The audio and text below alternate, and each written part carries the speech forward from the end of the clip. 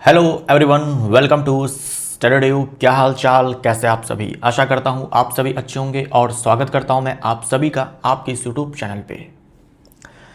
2 दिसंबर को जो पहला शिफ्ट हुआ था 2025 में रेलवे ग्रुप डी एग्ज़ाम का, इसमें पूछे गए साइंस के 25 प्रश्नों को हम लोग कवर करने जा रहे हैं कि कौन कौन से प्रश्न पूछे गए थे और उसका उत्तर किस प्रकार से होगा। वीडियो का पीडीएफ डाउनलोड करने के लिए आप हमारे ऐप पर जा सकते हैं। अब तक जितने भी वीडियोज आए हैं इस सीरीज के अंदर, इन सारे का पीडीएफ अपलोडेड है। पीडीएफ डाउनलोड करने के लिए आप जाएंगे इस वाले सेक्शन में, फ्री स्टडी मटेरियल वाले सेक्शन में, आपको सारे पीडीएफ इसी वाले सेक्शन के अंदर दिखेंगे। अब आइए हम लोग प्रश्नों को करना शुरू करते हैं। देखते हैं कि कौन कौन से प्रश्न पूछे गए हैं। वह बल जो किसी वस्तु की गति की अवस्था को परिवर्तित करता है डैश कहलाता है। वह बल जो किसी वस्तु की गति की अवस्था को परिवर्तित करता है डैश कहलाता है। तो ये कहलाएगा असंतुलित बल।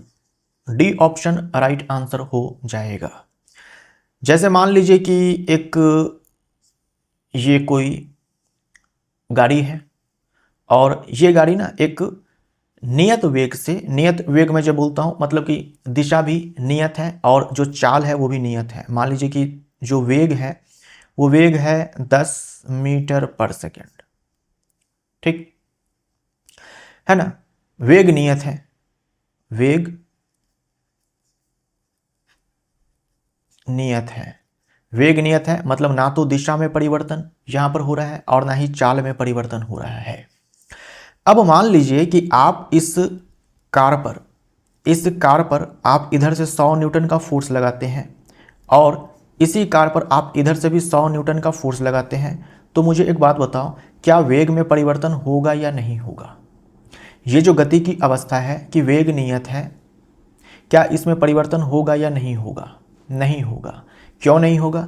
क्योंकि 100 न्यूटन का फोर्स हम लोग क्या कर रहे हैं कि अपोजिट, एक दूसरे के अपोजिट डायरेक्शन में लगा रहे हैं, है ना। एक इधर से 100 न्यूटन तो दूसरा इधर से 100 न्यूटन। तो क्या होगा, परिमाण में बराबर है दोनों के दोनों बल और दिशा में विपरीत है, तो इन दोनों का जो नेट फोर्स निकल करके आएगा वो जीरो आएगा। मतलब आप यूं मान लो कि इस पर कोई बल ही नहीं लग रहा है। वास्तव में बल तो लग रहा है लेकिन नेट फोर्स इस पर जीरो है, यानी कि आपने कोई बल नहीं लगाया, ऐसा आप सिचुएशन मान सकते हो यहां पर, ठीक। तो जब भी लगने वाला जो बल है उसका परिणामी जीरो आ जाए, शून्य आ जाए, तो हम बोलते हैं कि बल जो है संतुलित है।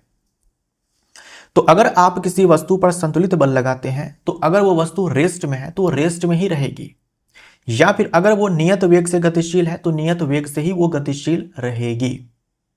अगर आप चाहते हैं वस्तु विराम अवस्था में उसको गति देना चाहते हैं, या फिर आप वेग में परिवर्तन करना चाहते हैं, चाहे दिशा में परिवर्तन करके चाहे चाल में परिवर्तन करके, तो आपको ना एक असंतुलित बल चाहिए होता है, एक असंतुलित बल चाहिए होता है। यहीं पर मान लो कि आप जो है इधर से 100 न्यूटन के बजाय 110 न्यूटन लगा देते हैं फोर्स, है ना। 100 न्यूटन के बजाय अगर आप इधर से 110 न्यूटन का फोर्स लगा देते हैं, है ना, 110 न्यूटन का फोर्स लगा देते हैं, तो क्या होगा, नेट फोर्स जो है कुछ ना कुछ निकल करके आएगा। और कितना निकल करके आएगा, तो 10 न्यूटन लगा, 10 न्यूटन जो है नेट फोर्स निकल करके आएगा।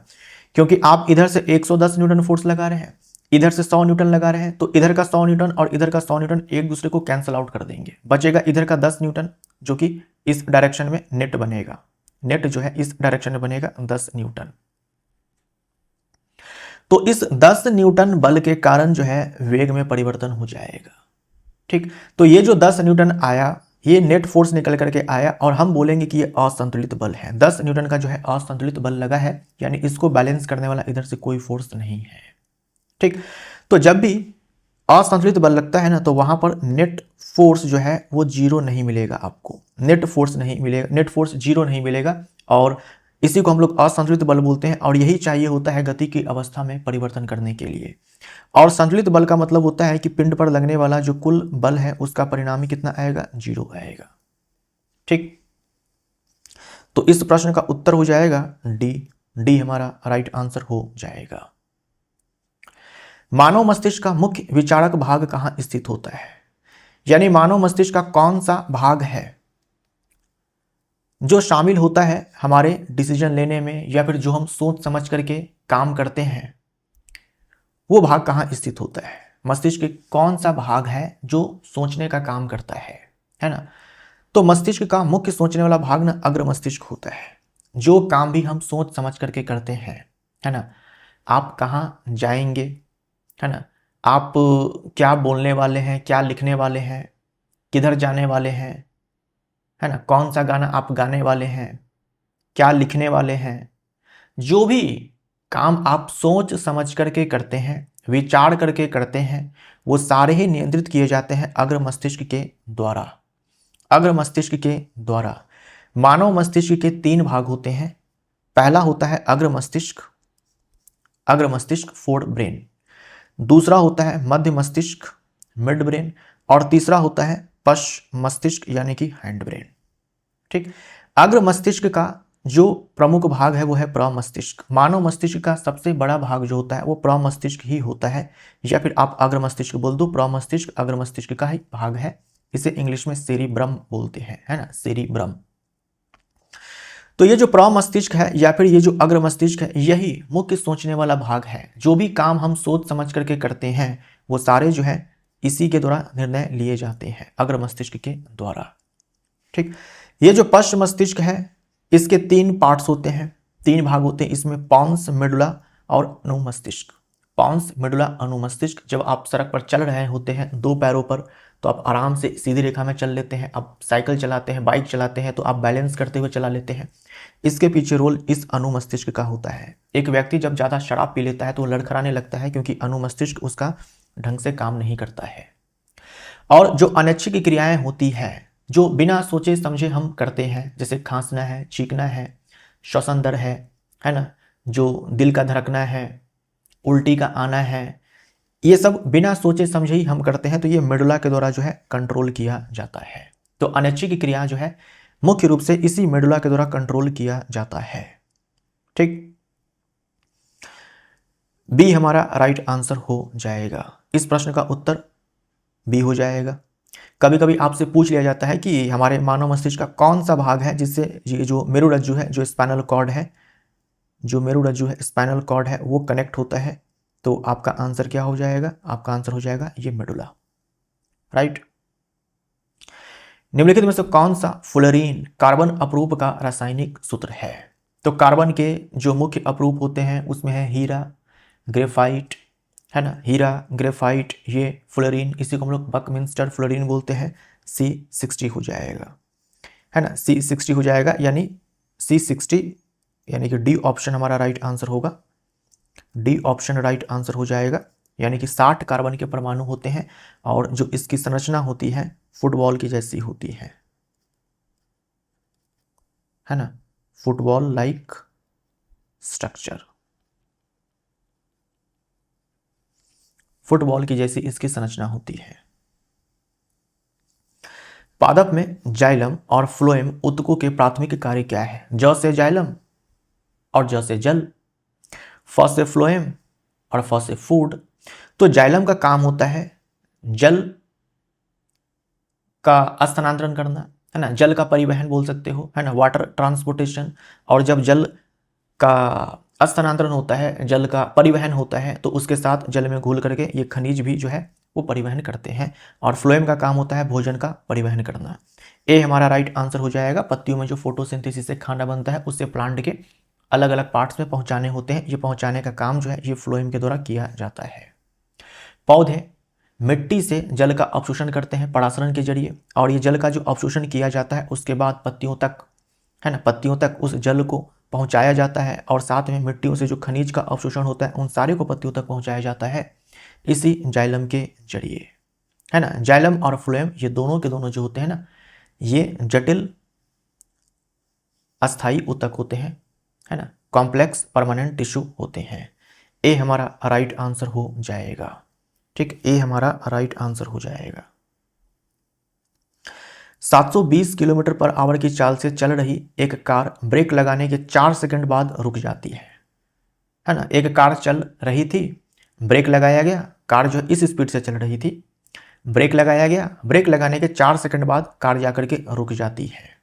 ब्रेक लगाने के बाद 4 सेकंड के बाद कार रुक जाती है। यदि कार और यात्रियों का कुल द्रव्यमान, जो कार है और उसमें बैठे जो यात्री हैं उन सारे का द्रव्यमान मिलाकर के कितना है, 80 किलोग्राम है, तो ब्रेक द्वारा अनुप्रयुक्त बल कितना होगा? तो बल बराबर होता है द्रव्यमान गुने में त्वरण। द्रव्यमान आपको पता है लेकिन त्वरण आपको नहीं पता है, तो त्वरण का सूत्र होता है ये अंतिम वेग माइनस प्रारंभिक वेग बटे में समय। अब देखो द्रव्यमान जो है आपको दिया हुआ है कि 80 किलोग्राम है, ठीक।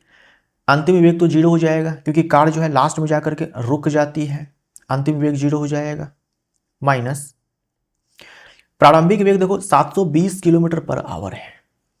हमें आंसर जो है एसआई मात्रक में चाहिए, न्यूटन में चाहिए, तो हम फॉर्मूले में एक एक वैल्यू को पुट करेंगे एसआई मात्रक में, है ना। एसआई मात्रक में पुट करेंगे तो हमारे पास जो प्रारंभिक वेग है वो है 720 किलोमीटर पर आवर, तो 5/18 से गुना करेंगे इसको मीटर पर सेकंड में कन्वर्ट करने के लिए, तो ये उड़ जाएगा 40 बार में, है ना, 40 बार में कटेगा, ये आ जाएगा आपका 200 मीटर पर सेकेंड। अब यहाँ पर डालेंगे 200 बटे में समय हमारा 4 सेकंड है, एसआई मात्रक में है, राइट। ये हो जाएगा 4 से इसको उड़ाएंगे 20 बार में, माइनस 20 गुने में 200, यह जाएगा -4000 न्यूटन, -4000 न्यूटन। सी ऑप्शन हमारा राइट आंसर हो जाएगा, है ना, सी ऑप्शन राइट आंसर। निम्नलिखित अंगों में से कौन सा अंग वक्ष गुहा में होता है, यानी कि थोरैसिक कैविटी में होता है? थोरैसिक कैविटी ये हमारा पूरा चेस्ट वाला रीजन है, तो इसमें क्या है, इसमें तो हमारे जो दोनों लंग्स हैं वो आते हैं और जो हार्ट है, जो हृदय है, ये यकृत और अग्नाशय ये सब जो है हमारे उदर गुहा में है, उदर गुहा में है, एब्डोमिनल कैविटी में है। तो फुफ्फुस, फुफ्फुस यानी कि लंग्स, डी हमारा राइट आंसर हो जाएगा। ये जो ग्रसनी है दोनों में से किसी में नहीं आएगा, ना वक्ष गुहा में और ना ही इस उदर गुहा में। कार्बन यौगिकों में निम्नलिखित में से कौन सा क्रियात्मक समूह OH द्वारा दर्शाया जाता है? कार्बोक्सिलिक एसिड का जो सूत्र होता है वो ये होता है, कार्बोक्सिलिक एसिड जो फंक्शन ग्रुप है उसका सूत्र ये होता है, राइट। एल्कोहल का होता है OH, जो भी एल्कोहल होगा उसके फॉर्मूले में आपको OH दिखेगा। एल्डिहाइड फंक्शनल ग्रुप CHO, है ना, और कीटोन का होता है CO, ये जो कीटोन है ये है C डबल बॉन्ड O ऐसे, ठीक। तो एल्कोहल हमारा राइट आंसर हो जाएगा, बी हमारा राइट आंसर हो जाएगा। मोस्ट कॉमन एल्कोहल, सबसे सामान्य एल्कोहल कौन सा है? मोस्ट कॉमन एल्कोहल,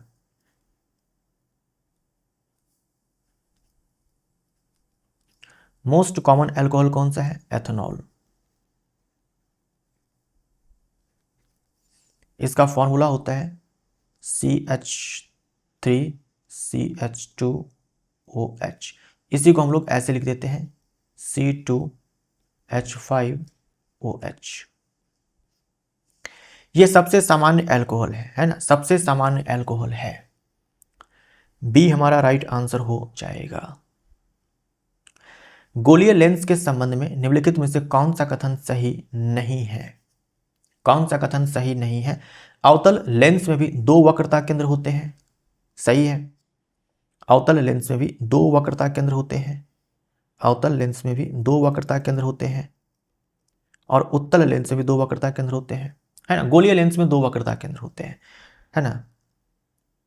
इसके जो 2 सरफेस होते हैं भाई, दोनों सरफेस अलग अलग गोले से बने होते हैं, तो दोनों गोले का जो केंद्र होगा वही दोनों के लिए वक्रता केंद्र है ना। अगर ये C1 है तो ये C2 हो जाएगा। तो चाहे वो उत्तल लेंस हो चाहे अवतल लेंस हो, प्रत्येक गोलीय लेंस में 2 वक्रता केंद्र होते हैं। ये स्टेटमेंट सही है, ये स्टेटमेंट सही है। 2 वक्रता केंद्र को मिलाने वाली रेखा को मुख्य अक्ष कहते हैं, बिल्कुल सही है। दोनों के दोनों जो वक्रता केंद्र है उसको मिलाने वाली जो काल्पनिक रेखा होती है उससे हम लोग मुख्य अक्ष कहते हैं, ये स्टेटमेंट भी सही है। प्रकाशिकी केंद्र वक्रता केंद्र के साथ समपाती होता है, यानी कि जो ऑप्टिकल सेंटर जो होता है, जो प्रकाशिक केंद्र होता है, आप इस लेंस का मिड पॉइंट आप बोल सकते हो।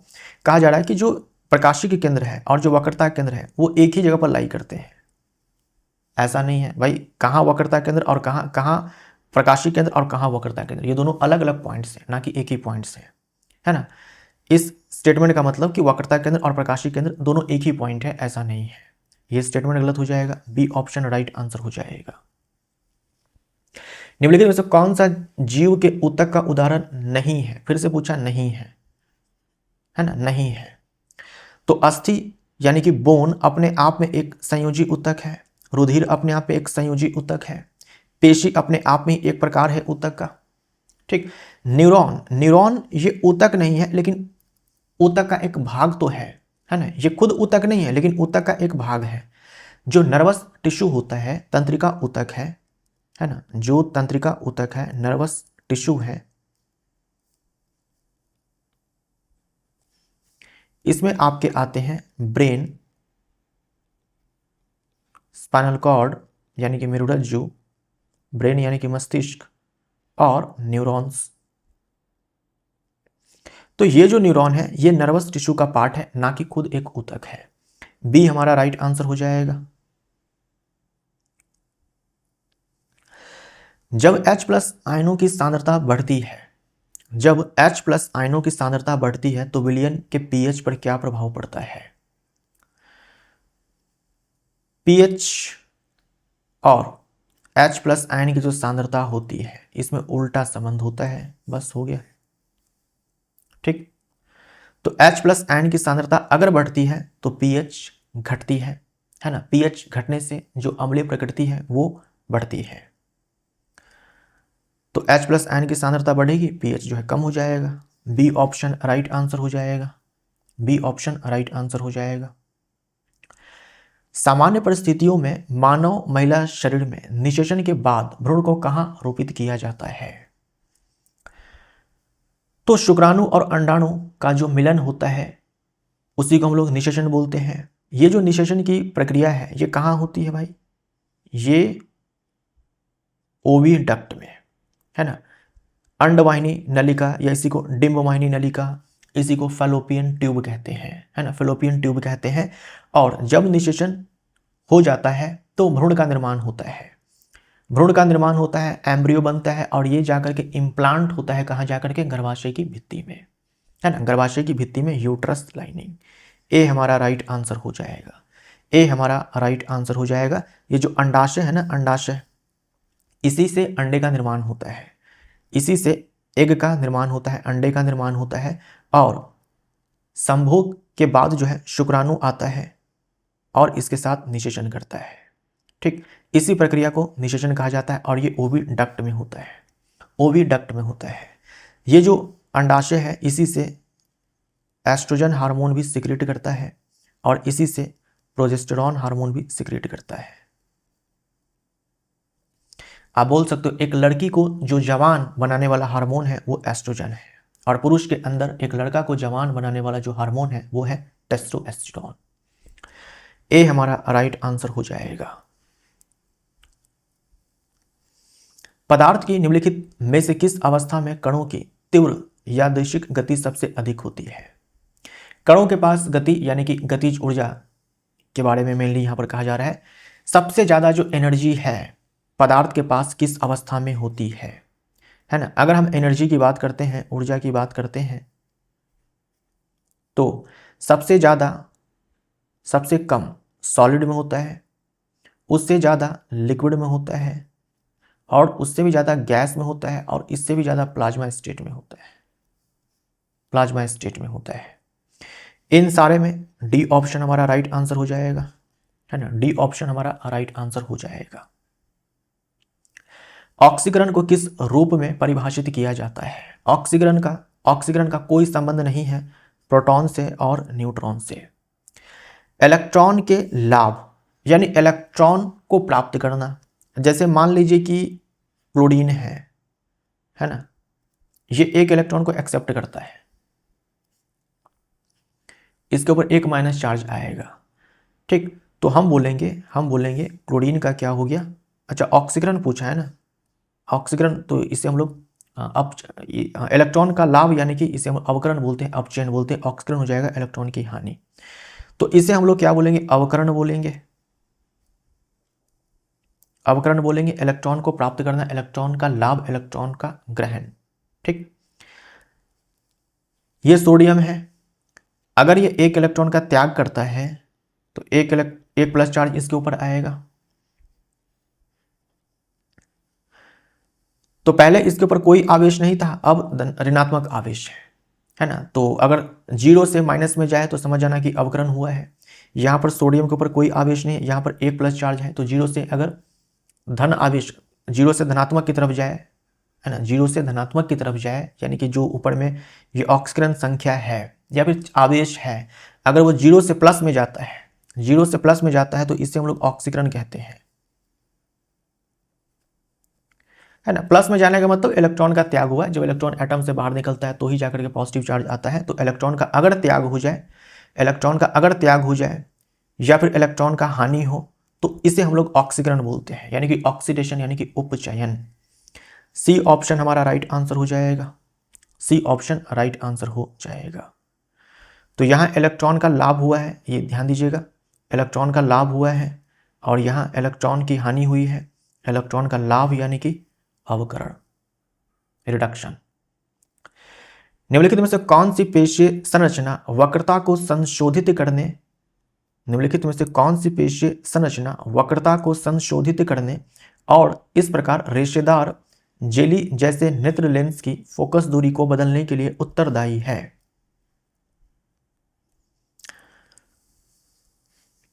पावर वाला चश्मा आपने सुना होगा, है ना, पावर वाला चश्मा आपने सुना होगा। जो व्यक्ति पावर वाला चश्मा लगाते हैं तो उसमें जो लेंस लगा होता है, चाहे वो उत्तल लेंस हो चाहे अवतल लेंस हो, उसकी जो फोकस दूरी होती है वो निश्चित होती है ना, फिक्स्ड होती है। उसकी फोकस दूरी को बदला नहीं जा सकता है। यानी एक बार जो आपने चश्मे में लगा लिया लेंस, उसकी जो भाई अपनी क्षमता है, शक्ति है, पावर है, वो फिक्स्ड है, यानी फोकल लेंथ फिक्स्ड है, उसको चेंज नहीं किया जा सकता है। ठीक, अगर आप चाहते हैं अलग पावर का लेंस तो आपको फिर से जाना पड़ेगा, है ना, और वापस से जो है एक दूसरे पावर का लेंस जो है आपको लगाना पड़ेगा, जो आप चाहते हैं, जो रिक्वायरमेंट है। तो हम जो चश्मे में लेंस का इस्तेमाल करते हैं उसकी जो फोकस दूरी वो निश्चित होती है ना, वस्तु की दूरी के हिसाब से जो है उसकी फोकस दूरी बदलती नहीं है। लेकिन जो अभिनेत्र लेंस है ना, जो अभिनेत्र लेंस है, ये क्रिस्टलीय लेंस अभिनेत्र लेंस है, जो हमारे आंखों में लेंस है, ये क्या है, रेशेदार है और क्या है, ये फ्लेक्सिबल है। इसकी खासियत क्या है कि अभिनेत्र लेंस अपने फोकस दूरी को एडजस्ट कर सकता है। हम दूर की वस्तु देख रहे हैं या पास की वस्तु देख रहे हैं, इसके हिसाब से ये जो अभिनेत्र लेंस है अपनी फोकस दूरी को चेंज कर सकता है, एडजस्ट कर सकता है। दूर की वस्तु देखेंगे फोकस दूरी बढ़ जाएगी, पास की वस्तु देखेंगे फोकस दूरी घट जाएगी। तो जब हम दूर की वस्तु देखते हैं उस समय जो अभिनेत्र लेंस की फोकस दूरी है वो बढ़ जाती है, लेंस जो है ऐसे पतला हो जाता है, यानी जो इसका कर्वेचर है, वक्रता है, ये कम हो जाता है ना, लेंस पतला हो जाता है, लेंस पतला हो जाता है।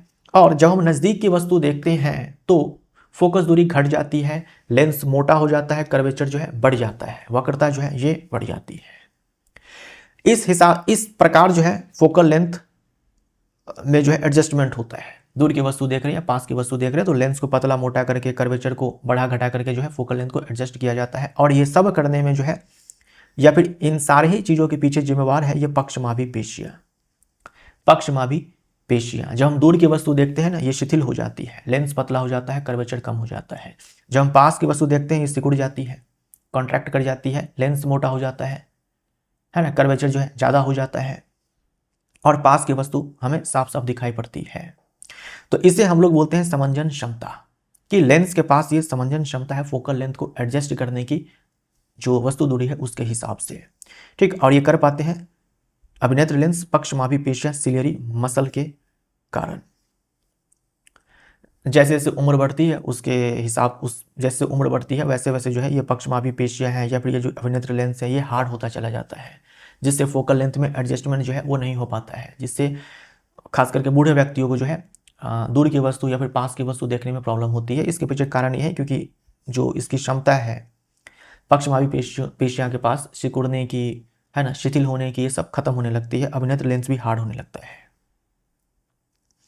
हमारे आंख में जो प्रकाश घुसता है वो इस पुतली के जरिए घुसता है, इस पुतली के जरिए घुसता है, और इस पुतली के आकार को नियंत्रित करने का काम ये परितारिका करता है। परितारिका जो है करती है, यानी कि आइरिस, है ना, आइरिस जो आंख का ये रंगीन भाग देखते हो, ब्लैक ब्लैक पार्ट जो आप देखते हैं ना, ये जो ब्लैक ब्लैक पार्ट आप देखते हैं, किसी का ब्लैक होता है, किसी का ब्राउन, किसी का ब्लू, तो ये जो रंगीन भाग होता है इसी परितारिका का होता है। और जो आप फेस लॉक लगाते हैं उसमें इसी आइरिस का रोल होता है। और ये जो आइरिस है किसी भी दो व्यक्ति का एक समान नहीं होता, जैसे कि फिंगरप्रिंट है ना, ये जो अंगूठे का जो हम निशान लगाते हैं इसलिए लगाते हैं कि किसी भी दो व्यक्ति का सेम नहीं होता है, ऐसी आइरिस किसी भी दो व्यक्ति का सेम नहीं होता है। ठीक, तो हमारे आंख में प्रकाश की कितनी मात्रा जाएगी इसको कंट्रोल करने का काम ये प्यूपिल करती है, और प्यूपिल खुद जो है कंट्रोल किया जाता है इस परितारिका के द्वारा, आइरिस के द्वारा। जो प्रतिबिंब बनता है वो दृष्टि पटल पे बनता है, इस रेटिना पर बनता है ना, रेटिना पर बनता है, राइट। इस प्रश्न का उत्तर क्या हो जाएगा, बी हो जाएगा। 2 किलोग्राम द्रव्यमान का एक पिंड 3 मीटर पर सेकंड की चाल से गतिमान है, इसकी गतिज ऊर्जा। तो गतिज ऊर्जा यानी कि काइनेटिक एनर्जी ये बराबर होता है हाफ mv²। हाफ m का मान जो है 2 किलोग्राम है, v का मान 3 मीटर पर सेकंड है। सारे के सारे वैल्यू जो है हम लोगों ने एसआई मात्रक में पुट किए हैं, तो आंसर भी एसआई मात्रक में आएगा। ऊर्जा का एसआई मात्रक जूल होता है, तो 3 joule. B option right answer हो जाएगा। ये 2 से 2 खत्म, सॉरी 3 कहाँ, 9 जूल आएगा ना। v² है हाफ mv², 3 गुने में 3, 9 जूल आएगा। C option right answer. निम्नलिखित में से कौन सा महिलाओं से उसी प्रकार संबंधित है जिस प्रकार शुक्रवाहिका पुरुषों से संबंधित है। निम्नलिखित में से कौन सा महिलाओं से उसी प्रकार संबंधित है जिस प्रकार शुक्रवाहिका उच्छेदन वैसेक्टमी पुरुषों से संबंधित है। देखो, पुरुष के अंदर जो शुक्राणु बनता है वो इसमें बनता है, टेस्टिस में बनता है, संख्या में ये 2 है। उसके बाद अस्थायी रूप से संचित होता है इस एपिडिडाइमिस में, हिंदी में टेस्टिस को वृषण कहते हैं और एपिडिडाइमिस को अधिवृषण कहते हैं।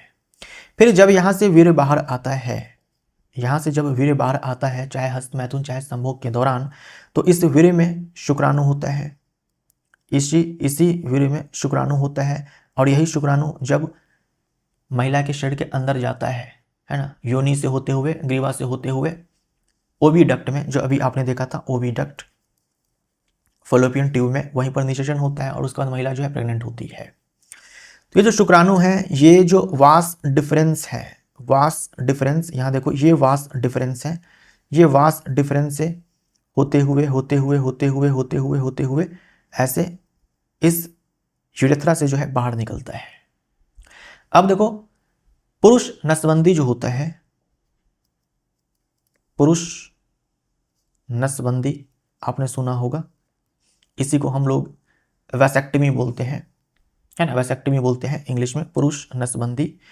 यहाँ देखो, ये जो वास डिफरेंस है इसको ना बीच से रास्ते में ही काट दिया गया, काट करके बांध दिया जाता है, काट करके बांध दिया जाता है। तो अब क्या होगा भाई, शुक्राणु जो है एपिडिडाइमिस में, एपिडिडाइमिस से शुक्राणु यहाँ पर आने के बाद आगे बढ़ेगा ही नहीं, आगे बढ़ेगा ही नहीं, क्योंकि बीच से काट करके बांध दिया गया है। तो क्या होगा, यहाँ से वीर्य जो बाहर आएगा उसमें शुक्राणु नहीं होगा, इसमें ये जो प्रोस्टेट ग्लैंड है, सेमिनल वेसिकल है, इसके जो अपने सिक्रीशंस होंगे, जो स्राव होंगे, वो इससे बाहर आएगा, वो आएगा, लेकिन उसमें शुक्राणु नहीं होगा। यानी संभोग के बाद महिला के शरीर में ये जो वीर्य जो जाएगा उसमें केवल इन दोनों ग्लैंड्स के स्राव होंगे, उसमें शुक्राणु जो है वो नहीं होंगे। शुक्राणु अगर नहीं होंगे तो फैलोपियन ट्यूब में जाने के बाद अंडाणु के साथ कोई निषेचन नहीं होगा। यानी पुरुष नसबंदी के बाद एक पुरुष जो है किसी महिला को जो है प्रेग्नेंट नहीं कर सकता है, ठीक। और ये एक परमानेंट मेथड है, एक बार पुरुष ने नसबंदी अपना करवा लिया उसके बाद कभी भी वो किसी भी फीमेल को प्रेग्नेंट नहीं कर पाएगा, राइट। जैसे कॉन्डम का इस्तेमाल करके भी प्रेगनेंसी को रोका जा सकता है, लेकिन अगर कॉन्डम को हटा दिया जाए तो वापस से जो मेल है वो किसी फीमेल को प्रेग्नेंट कर पाएगा, लेकिन पुरुष नसबंदी के बाद नहीं कर पाएगा। महिलाओं के अंदर क्या होता है, जो फेलोपियन ट्यूब है उसको काट करके बांध दिया जाता है। महिलाओं के अंदर अगर हम बात करते हैं फीमेल के अंदर, तो इसमें ये जो ओवी डक्ट है ना, इसी को हम लोग फेलोपियन ट्यूब भी बोलते हैं, फेलोपियन ट्यूब भी बोलते हैं, या फिर इसी को ओवी डक्ट बोलते हैं। इसको काट करके बांध दिया जाता है। जैसे यहाँ पर देखो वास डिफरेंस को, शुक्रवाहिका को काट करके बांध दिया गया है ना। महिलाओं में 2 फेलोपियन ट्यूब होते हैं, दोनों को काट करके बांध दिया जाता है। अब क्या होगा, फेलोपियन ट्यूब को रास्ते में काट करके बांध दिया जाता है, तो अगर ये अंडाशय है, अंडाशय से अंडे का उत्सर्जन होता है, अब बीच में ही इसको काट करके बांध दिया जाता है, ठीक। तो जो अंडा है वो इधर ही रह जाता है, जहां पर निषेचन की प्रक्रिया होती है वहां तक जो है अंडा पहुंच ही नहीं पाता है, तो शुक्राणु जो है वो रास्ते से यहाँ तक आएगा और अंडे से उसका मिलन होगा नहीं, तो निषेचन की प्रक्रिया नहीं होती है। तो इसे कहा जाता है स्त्री नसबंदी, है ना, स्त्री नसबंदी ट्यूबेक्टमी, या फिर महिला नसबंदी बोल सकते हो, है ना, या फिर आप क्या बोल सकते हो, महिला नसबंदी, ट्यूबेक्टमी। ट्यूबेक्टमी फेलोपियन ट्यूब को काट करके बांध दिया जाता है। ये क्या है, एक परमानेंट मेथड है। एक बार स्त्री अपना नसबंदी करवा लेती है उसके बाद स्त्री जो है कभी प्रेग्नेंट नहीं हो पाएगी, ठीक। ए हमारा राइट आंसर हो जाएगा। तो ये दोनों टर्म्स जो है ध्यान में रखिएगा, वैसेक्टमी यानी कि पुरुष नसबंदी, ट्यूबेक्टमी यानी कि महिला नसबंदी। कभी कभी सवाल ऐसे पूछ लिया जाता है कि निम्नलिखित में से किसे पुरुष नसबंदी के रूप में जाना जाता है, तो ऑप्शन मिलेगा आपको वैसेक्टमी, बस इंग्लिश नाम दिया होगा। निम्नलिखित में से कौन सा अधात्विक तत्व द्वारा निर्मित द्विपरमाणु अणु है, यानी कि अधातु तत्व होना चाहिए और उसके एक अणु में जो है 2 परमाणु होने चाहिए, ठीक। तो मैग्नीशियम जो है ये तो धातु है, सोडियम धातु है, हीलियम अधातु है, लेकिन ये मोनो एटॉमिक है, एकल परमाणु है। इसके एक अणु में मात्र एक ही एटम होगा। यहाँ आपको साफ साफ दिख रहा है ऑक्सीजन जो है अपने आप में अधातु है और इसके एक अणु में 2 परमाणु होते हैं। ए हमारा राइट आंसर हो जाएगा, है ना। ये जो हीलियम है, helium, neon, argon, krypton, xenon, radon, ये सब के सब जो होते हैं हमारे मोनो एटॉमिक होते हैं, मोनो एटॉमिक होते हैं, यानी कि एकल परमाणु होते हैं।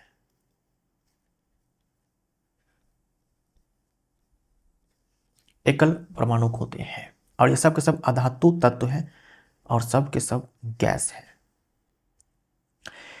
किसी पदार्थ की प्रतिरोधकता निम्नलिखित में से किस पर निर्भर करती है, ये ध्यान दीजिएगा, प्रतिरोधकता है, रेजिस्टिविटी है, जिसे हम लोग रो से दिखाते हैं, रो से दिखाते हैं। ये जो रेजिस्टिविटी है ये 2 चीजों पर ही निर्भर करती है मात्र। एक तो हम बोलेंगे टेम्परेचर, और दूसरा क्या बोलेंगे, nature of material. Nature of material यानी कि पदार्थ की प्रकृति, है ना, पदार्थ की प्रकृति। अगर आप पदार्थ चेंज करेंगे, कॉपर से आपने एल्यूमिनियम कर दिया, रेजिस्टिविटी चेंज, एल्यूमिनियम से आपने आयरन कर दिया, रेजिस्टिविटी चेंज। अगर आप तापमान बढ़ाते हो, घटाते हो, तो भी जाकर के जो है जो प्रतिरोधकता है वो बदल जाती है। हम बोलेंगे सामग्री की प्रकृति, बी हमारा राइट आंसर हो जाएगा। सामग्री यानी कि मटेरियल, है ना, सामग्री यानी कि मटेरियल, बी हमारा राइट आंसर हो जाएगा। ध्यान दीजिएगा, रेजिस्टिविटी है, प्रतिरोधकता है। कौन सा समीकरण हाइड्रोक्लोरिक अम्ल के साथ एल्यूमिनियम की अभिक्रिया को सही ढंग से दर्शाता है? एल्यूमिनियम और हाइड्रोक्लोरिक एसिड के बीच जब अभिक्रिया होती है एल्यूमिनियम क्लोराइड बनता है, और एल्यूमिनियम क्लोराइड का सूत्र जो होता है वो AlCl3 होता है। यहां देखो AlCl3 लिखा हुआ है, ये ऑप्शन काट दो। एल्यूमिनियम जो कि धातु तत्व है और हाइड्रोक्लोरिक एसिड ये अपने आप में क्या है, अम्ल है। धातु और अम्ल के बीच में जब अभिक्रिया होती है बनता है धातु लवण, तो AlCl3 ये अपने आप में लवण है और हाइड्रोजन गैस मुक्त होती है ना, हाइड्रोजन गैस मुक्त होती है। अब इसको संतुलित करना है, इसको संतुलित करना है तो एल्यूमिनियम का यहाँ पर एक ही एटम है अभिकारक की तरफ और उत्पाद की तरफ भी एक ही एटम है। यहाँ देखिए क्लोरीन के 3 परमाणु हैं जबकि यहाँ पर एक ही परमाणु है, तो हम यहाँ पर 3 से मल्टीप्लाई कर देंगे। ठीक, जैसे ही 3 से मल्टीप्लाई किया, यहाँ पर हाइड्रोजन के 3 परमाणु हैं जबकि यहाँ पर 2 ही परमाणु हैं, जबकि यहाँ पर 2 ही परमाणु हैं। तो हम क्या कर सकते हैं, हम इस 2 को 4 बना सकते हैं क्या, 2 को 4 बना सकते हैं क्या। 2 को अगर हम 4 बना देते हैं तो हमें जो है यहाँ पर हाइड्रोजन के 4 परमाणु यहाँ पर करने होंगे। अगर हम यहाँ पर हाइड्रोजन के 4 परमाणु कर देते हैं तो क्लोरीन के 4 परमाणु हो जाएंगे जबकि यहाँ पर 3 ही परमाणु है, जबकि यहाँ पर 3 ही परमाणु है। तो मुझे लगता है कि यहाँ पर जो यहाँ पर आपको करना होगा ये, यहाँ पर हम अगर 3 से मल्टीप्लाई करते हैं तो हाइड्रोजन के यहाँ पर 6 परमाणु हो जाते हैं। अगर हम यहाँ पर 6 से मल्टीप्लाई करते हैं तो हाइड्रोजन के यहाँ पर 6 परमाणु हो जाते हैं। लेकिन अब देखो क्लोरीन के 6 परमाणु हैं जबकि यहाँ पर 3 ही है, तो 2 से मल्टीप्लाई कर देते हैं तो अब यहाँ पर क्लोरीन के 6 परमाणु हो गए। लेकिन एल्यूमिनियम के अब 2 परमाणु हैं जबकि यहाँ पर एक ही है, तो यहाँ पर 2 से मल्टीप्लाई कर दिया। यानी हर एक तत्व के परमाणु को, हर एक तत्व को जब आप संतुलित करेंगे तो वापस से आप क्रॉस चेक करेंगे, वापस से आप क्रॉस चेक करेंगे और कोशिश करो पहले जो धातु तत्व है उसको बैलेंस करो, उसके बाद अधातु तत्व को बैलेंस करो, सबसे आखिरी में जाकर के हाइड्रोजन को बैलेंस करो और उससे पहले जो है ऑक्सीजन को बैलेंस कर लो। यानी ऑक्सीजन और हाइड्रोजन को सबसे अंत में जाकर के बैलेंस कीजिए आप। इसके अलावा जो भी पहले आप उसको बैलेंस कर लो, कोई दिक्कत नहीं है। आप पहले हाइड्रोजन को भी बैलेंस कर सकते हो, पहले आप ऑक्सीजन को भी बैलेंस कर सकते हो, क्योंकि इसका कोई प्रॉपर मेथड नहीं है। हिट एंड ट्रायल मेथड जो है हम लोग इस्तेमाल करते हैं, है ना, हिट एंड ट्रायल मेथड यानी कि अनुमान विधि। अनुमान विधि कोई ऑप्शन है क्या, ये ऑप्शन हमारा सही हो जाएगा, ए हमारा राइट आंसर हो जाएगा। वरना आप क्या कर सकते थे, आप ऐसे संतुलित ना करके आप सीधा ऑप्शन ही चेक कर लेते हैं, ऑप्शन ही चेक कर लेते हैं। आप देखते हैं यहाँ पर एल्यूमिनियम के 2 परमाणु हैं, यहाँ पर एल्यूमिनियम के 2 परमाणु हैं।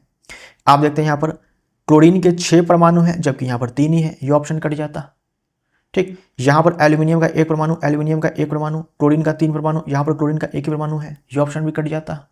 तो ऑप्शन के थ्रू आप और भी फास्ट बना सकते थे, लेकिन मुझे यहाँ पर तो आपको क्या है, सिखाना है भाई, तो मैंने कोशिश किया कि चलो एक बार बैलेंस ही कर देते हैं।